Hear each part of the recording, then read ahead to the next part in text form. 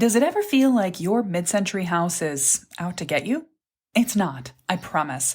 But there may well be a few dangerous things lurking behind, on, or in your walls that you need to deal with.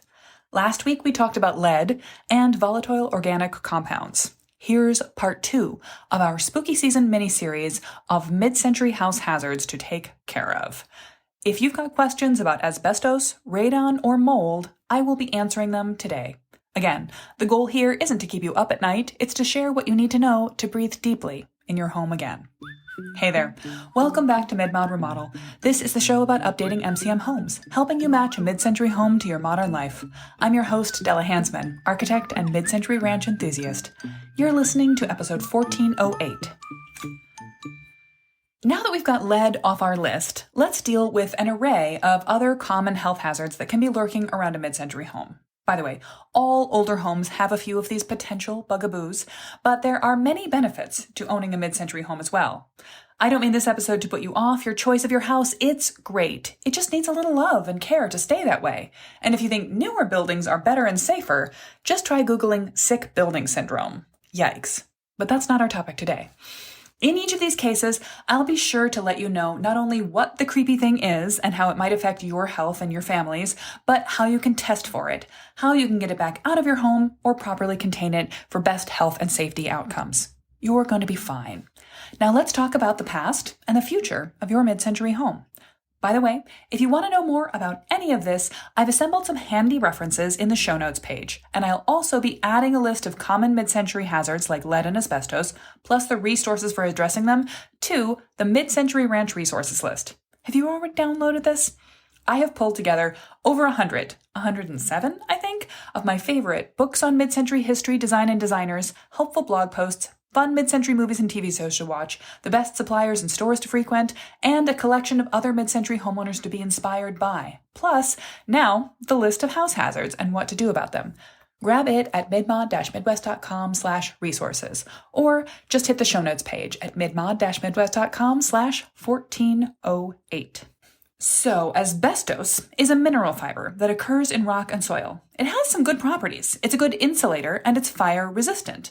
It also has the potential to release fibers that can increase your risk of lung disease or cancer. Unfortunately, back in the mid-century era, people were far more aware of the former, the good qualities, than the latter, and they used asbestos in a number of places around their spiffy new homes. So today, you may find asbestos in a mid-century home in the wall and attic insulation, especially if it is composed of vermiculite. Vermiculite is a natural mineral that starts out like shiny mica flakes, but can be heated to high temperatures and then expands like popcorn. The expanded vermiculite was often used as a simple, cheap, loose-fill insulation in our favorite homes. So if you have an attic filled with weird, expanded, gray, puffy chunks, like packing peanuts but more variegated in color, you want to get that tested. You'll also find asbestos in mid-century flooring tiles and also sometimes in the glue used to stick vinyl flooring to concrete floors. I've got that one in my basement. It's also in roofing and siding shingles of certain brands and eras, in sound insulation panels and wallboard, and a lot of popcorn ceiling texture from the mid-century era also can contain asbestos. So that's not great. And here's the thing, asbestos exposure causes cancer and other diseases. The EPA recognizes no known safe level of asbestos exposure. However, it is breathing those airborne fibers that's what causes you the risks. So a tile on the floor in your basement that contains asbestos is not going to do anything bad to you whatsoever as long as it isn't cracked or fragmented or disturbed. The vermiculite in your attic is fine, mostly, as long as it just sits there perfectly still and again, undisturbed. So you don't need to panic if you find it in your home. If you find a substance that you think might contain asbestos, the best policy is to collect a sample, carefully, and send it away for testing. Here in Wisconsin, you can bag up a sample and ship it or drop it off at the testing at the State Lab of Hygiene. That's here in Madison. It'll cost $45 a sample, and they'll get back to you in 2 weeks or so. Check your local state for information on other approved testing sources. This is a place where we follow the better safe than sorry rule. When in doubt, assume that any mid-century tile, shingle, wallboard, glue, or area of insulation does contain asbestos and treat it like a dangerous substance until testing confirms otherwise. Don't disturb it. Don't do construction work adjacent to it. Don't cut into it. Don't store your stuff next to it. Don't let your kids play in it. And don't attempt to remove it yourself before properly testing it. How worried should you be if you have been disturbing asbestos or potential asbestos? Well, here's what the EPA has to say on the subject. It is not possible to say whether your exposure may result in disease. Exposure to asbestos increases your risk of developing lung diseases, including asbestosis, lung cancer, and mesothelioma, and the disease may not occur until decades after the exposure. The risk of disease increases as the level, duration, and frequency of exposure increases. The risk is made worse in smokers. That's a roll of the dice I don't like. Still, knowing that you have asbestos somewhere in or on your home when you're leaving it alone shouldn't cause you to lose sleep at night. Just add it to your overall list of home improvement projects and budget to have it addressed by a professional at your next opportunity. That part, addressed by a professional, can make otherwise simple remodeling projects a bit more complex and expensive. The government requires that any work done on or about asbestos be done by certified professionals, and anything over a very minor repair needs to be properly reported and supervised. This is not an area where you want to cut corners. Qualified professionals will handle asbestos safely, avoid spreading it around other parts of your home, remove it without breaking it up, work wet to keep dust exposure down, dispose of removed material properly, thoroughly clean with vacuums and wiping down the entire area to HEPA quality, and then have the area checked again by a qualified inspector when they're done. In some cases, you don't necessarily need to remove the asbestos, but it can be encapsulated. For example, asbestos tile or asbestos glue under tile can be sealed in under another type of flooring material and then left undisturbed in the future. But you want to rely on a licensed professional to make that call. Long story short, asbestos is not worth messing around with. You don't want to end up with an asbestos-related cancer in your family years and years from now because you lived in a little too loudly in your mid-century home. That said, you don't need to rush out of your house the minute asbestos is found. You simply need to make sure it's addressed properly before you start messing with the areas where it exists. All right, let's move on to our next mid-century house hazard, radon. What is it? Radon is a naturally occurring gas. Are we getting a theme here? It's radioactive, yeah, and can cause lung cancer. Radon just hangs out in the ground in some areas of the country, and it can leak into your home. Not to be super spooky season, but it comes up out of the ground, and you can't smell it, you can't see it, and it's the second leading cause of lung cancer in the U.S. today. I've got a link to an EPA-provided U.S. radon concentration map in the show notes page. Red zones show the highest potential concentration, and those exist throughout the West, parts of the Midwest, Appalachia, and the Northeast. There are yellow zones, medium concentration, throughout the Southwest, the Lower Plains states, and the eastern border with Canada. Most of the South and the Pacific Northwest are yellow and likely have low radon levels.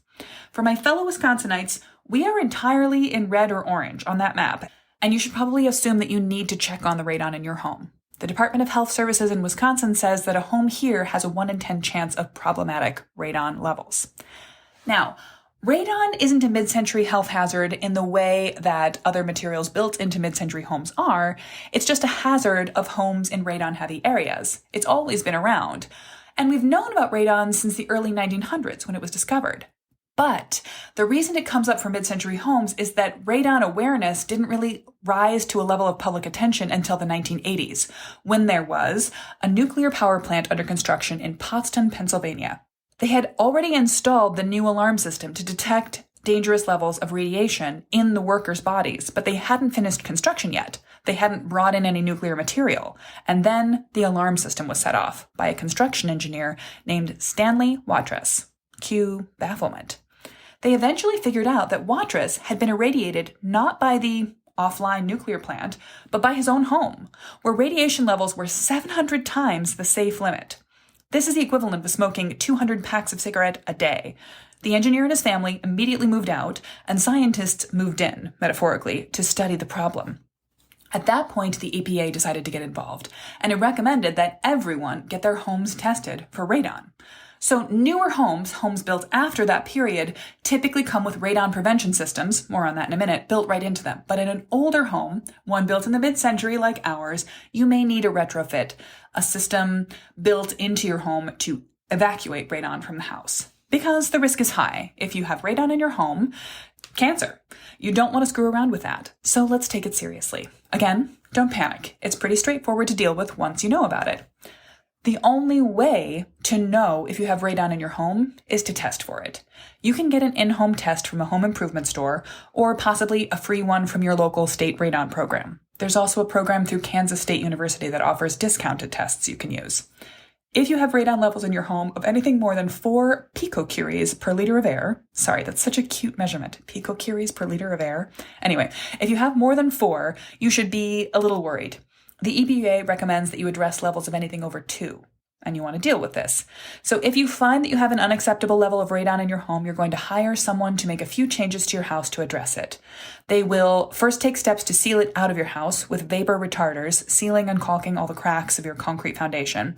And then they'll cut through the basement floor, through the floor slab, or into the crawl space, whatever the construction style of your home is, to place a vent pipe underneath the house that can collect the gas, and then an outflow point, usually a PVC pipe that runs up through the house and out the roof, so that any radon that is accumulating underneath your home will easily flow up and out through the house rather than into the house. If you have Stanley Watrous levels of radiation in your home, you should be extremely worried, but that's very unlikely. Still, you want to address any worrying levels of radon in your home quickly. The good news is that this is unlikely to creep up on you. Radon should be checked in your home inspection at or after purchase, probably. So if you have an up-to-date inspection, just check to see if the radon levels have been checked or an existing radon test has been noted. Let's get to the third scary item on the list: mold. Mold is not a naturally occurring mineral. It's a microbe that exists in the environment around us. Molds are millions of years old, and they come in all forms, and they come into all homes via doors, windows, vents, HVAC systems, and on our objects and even ourselves. Molds can be very useful. We use molds to age and flavor cheese. We use molds to leaven bread, to ferment alcohol. Penicillin is made from mold. But when it grows out of control, it can be dangerous. Also, it's just creepy. Mold will grow anywhere that there is moisture, such as around leaks in roofs, windows, or pipes, or where there has been a flood. Mold grows on paper, cardboard, ceiling tiles, and wood. It can also grow in dust, in paint, in wallpaper, in insulation, drywall, carpet, fabric, upholstery. There's a lot of places it can creep in, anywhere there's too much moisture. Now, occasionally mold is a long-time problem in an older home. This usually happens when it has been long-term maintenance issues have gone unaddressed, when leaks have been slowly penetrating into the house, when moisture has been seeping in through some cross bridge point. But much more commonly, you're going to find that mold is a problem that crops up when someone makes a change to an existing house. You want to be on the watch for mold if you or someone else has recently painted your existing brick or replaced existing siding with vinyl. Both of those choices can dramatically change the way your house breathes. And the architect's rule of thumb for moisture in walls is that some moisture will always get into a wall system. Might be from rain seepage, maybe humidity, perhaps especially when hot, humid air outside the house hits an insulation barrier and the cooler air inside. That temperature differential can make the moist air condense on the cooler surface. Then you have moisture and water inside the wall. That's all fine, as long as you follow the second half of that architect's rule of thumb. Moisture will always get in, so you must always provide a way for it to get out. Long story short, though, when you paint or wrap a house in vinyl, you change that system of your wall, the permeability of your home's outer surface. Paint over brick means the textured, breathable masonry has just been coated in a solid layer of latex. Vinyl siding is essentially the same as plastic wrapping your house. You seal in moisture that used to be able to work itself out in more different ways, and that can cause mold to build up invisibly inside your exterior walls. Moisture and mold, therefore, can also turn up in your home in other spots. Many mid-century bathrooms were not properly vented originally. That's because the former code requirement for light and vent in a mid-century home assumed an operable bathroom window, and the original mid-century homeowners would have habitually cracked a window to let out excess moisture as needed. But now, as we air condition our homes more aggressively, and we're used to bath vent fans, we don't necessarily think to open a window when we shower, even if there's not a fan. Even if your bathroom does have a fan, you want to make sure that it's venting properly out of the roof or an adjacent sidewall, rather than just dumping moist air into your attic, because guess what that might do? Make mold. Mold carries different levels of risk at different levels. A little mold can cause cold allergies or respiratory irritation. Think a stuffy nose, sore throat, coughing, maybe burning eyes, and a skin rash. Not great, but more extreme mold exposure becomes more dangerous. And it's particularly dangerous for people with asthma or who are allergic to mold. They may have severe reactions to even a small amount. Immune-compromised people and people with chronic lung diseases may get infections in their lungs from mold. Long-term exposure or intense exposure can cause severe issues that last a long time or cause irreversible damage. A personal anecdote on this is that when I was in graduate school, I volunteered in the city of Biloxi, Mississippi to help clean up and rebuild after the city had been deeply flooded by Hurricane Katrina. The storm surge had washed over low-lying areas and many homes in those spots had been flooded to the eaves. Some were considered a total loss by insurance afterwards. I went down the spring break immediately after the storm, and then again a half a year later to stay for a semester and help with rebuilding. My role was largely in assessment and design solutions, but other volunteers I served with helped in other ways. By the time I'd spent the bulk of my time there, most of the direct damage had been cleared out. Flooded homes existed as empty shells. The roof, wood structure, and foundation were all that remained, and everything inside, from personal possessions to furniture to drywall, had been stripped and landfilled. That work was done by the so-called mold crews, sometimes known as moldies among the volunteers, who were supposed to dress in Tyvek suits and wear respirators to clear the houses of debris. But it was common knowledge that among the volunteers, those moldies hadn't all been as cautious as they could have been. After all, they were working hard labor in hot conditions. They sometimes stripped down. And many of them seemed to be experiencing new asthma-like symptoms, coughing, shortness of breath, and more. We all worried about them, and I still wonder to this day what lasting damage they may have done to their young bodies by exposing themselves to so much dangerous mold. In your home, you're unlikely to encounter such an extreme situation. How will you figure out, though, if you have mold to deal with? Well, in some cases, you'll just see it. If you see dark discolored or lightly discolored areas on your walls or surfaces, you've got mold or possibly mildew. If you see a slimy or powdery texture, that's certainly mold. If you see mold on your walls or ceiling, you want to deal with that ASAP. But it can also be hiding in harder to spot places. Mold often hangs out behind wallpaper in kitchens or bathrooms, inside vent ducts, in your attic, or behind the walls in your basement. I found mold behind the wooden paneling on the walls in my 1960s remodel era basement. It was one of those finished basements that still has the concrete floor with laminate tile on top of it.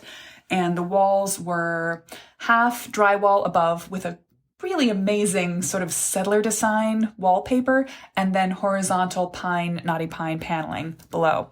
I saved that knotty pine paneling, but I did need to remove it because I discovered that behind it, the furring strips that set it apart from the concrete wall were black or green with the moisture they'd wicked up from the floor, or maybe had just condensed against the cool basement block walls when the basement air was warmer.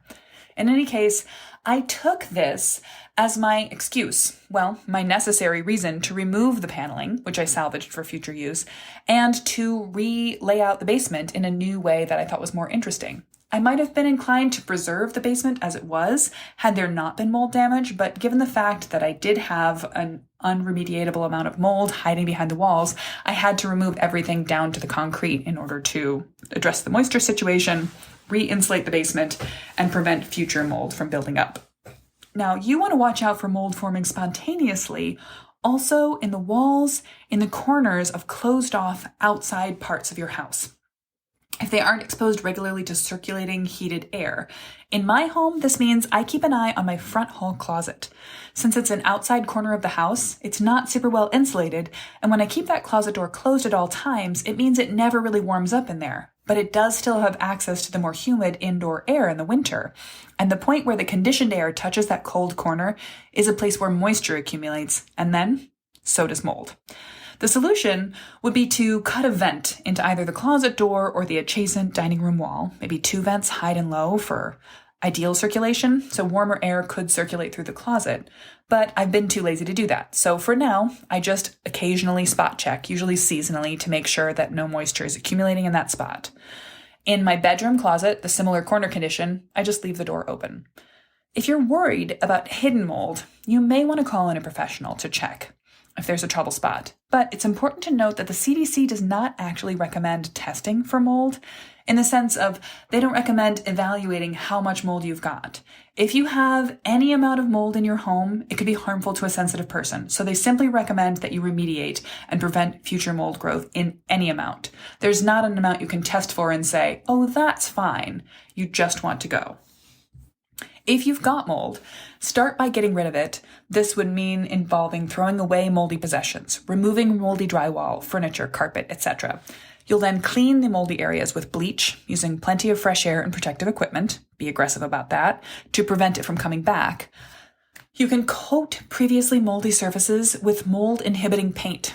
Kills is a popular brand. I spent many an hour painting Kills primer onto the studs and rafters of the Biloxi, Mississippi home that my team and I rehabbed down after Hurricane Katrina before we set about building back new finishes. Then control for moisture. Check your humidity in problem areas.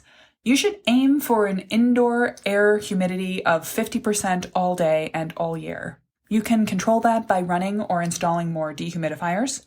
You can run the AC, but also make sure that you have good air circulation into and from your affected areas, and make sure that your HVAC system is sized properly for your house.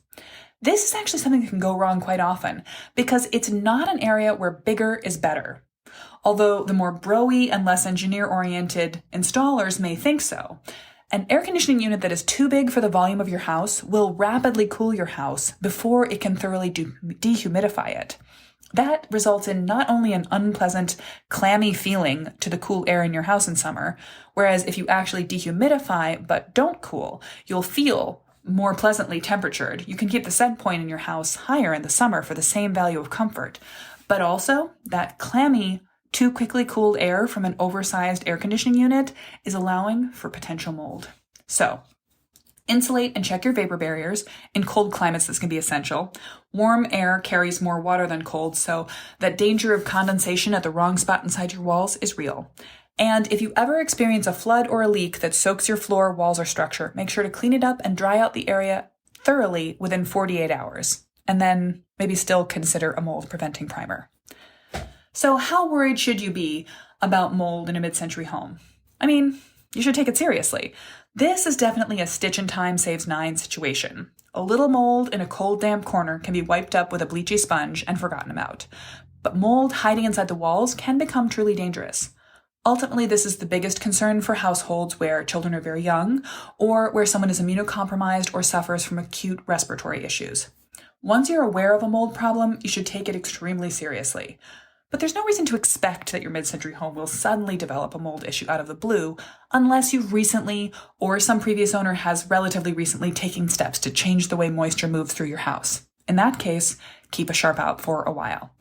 Any change in siding or newly painted exterior material could be a risk factor for mold, so #please don't paint your mid-century brick. For an entire podcast episode on reasons not to paint your mid-century brick in addition to keeping mold out of your life, check out episode 1106. So to recap, there are some nasty things that sometimes lurk in a home like yours or mine. You've got to watch out for asbestos. It might be built into your home in ways that were intended to be helpful but turned out to be harmful. If you live in a high-risk area of the country, you want to check for radon levels, especially in your basement, because your home may have been built before we had a common cultural awareness that this was even a hazard. And make sure that you have an existing or install a new radon remediation system. And if your home has suffered maintenance attrition over time that's let in unwanted moisture, or if you or a previous owner have done something to your home's exterior, like adding vinyl siding or painting your brick that would change the moisture permeability of your walls, you want to check on any potential mold formation. It might seem like I just gave you a checklist of boring but alarming adult-type tasks, things you now need to add to your home improvement budget that will take away from your overall plans to make your home more your own, or delay the start of the time on getting to the good part of remodeling. But from another point of view, this is just one part of the holistic master plan home improvement process. Even bumming news like there's mold behind the basement paneling can mean that you're freed up to adjust the floor plan of your basement. Learning you've got asbestos in your attic is not good news, but while you're having it addressed, you can re-insulate and improve the weather tightness of your home and maybe punch in some new skylights as well. Addressing mid-century house hazards is another line item in your eventual whole budget, But I would love for you to see it as part of the bigger picture of your lifetime in your home. And I hope you'll take the time for even a spot check of a master plan thinking before you get into the weeds on one thing at a time fixes. So to that end, let me point you to next week's episode. I'm going to be talking about how to plan a remodel in 30 days or less. More time is always better, of course, but if you don't have much, you should use what you have wisely. And I'll tell you exactly how to do that next week.